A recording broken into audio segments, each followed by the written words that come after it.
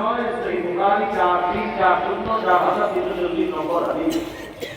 হাদিস সংখ্যা হবে 7563 মোবাইলে ধরে রাখলে ওইগুলো রাসূলুল্লাহ সাল্লাল্লাহু আলাইহি ওয়াসাল্লাম কি বলেন যে আমি সাহেব যা বলতে তার আমি সাহেব বললেন লাঠি সংগ্রহ করো আগুন লাগাও আগুন জ্বালাইতে শুনবো আগুন জ্বালানোর পর এবার আমি সাহেব বললেন সবাই আগুনে থাকতে হবে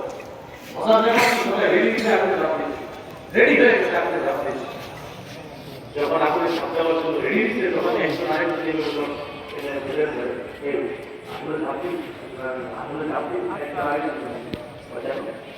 আগুন থেকে বাঁচার জন্য জাহান্নামের আগুন থেকে বাঁচার জন্য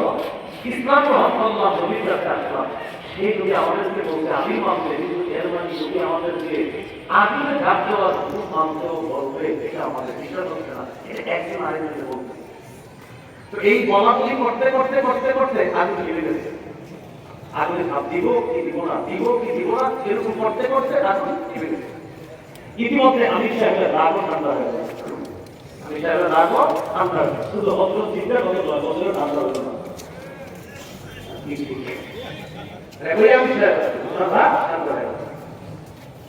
রাগ ঠান্ডা হয়ে যাওয়ার পর এই ঘটনা হুজুর এমন একটা ঘটনা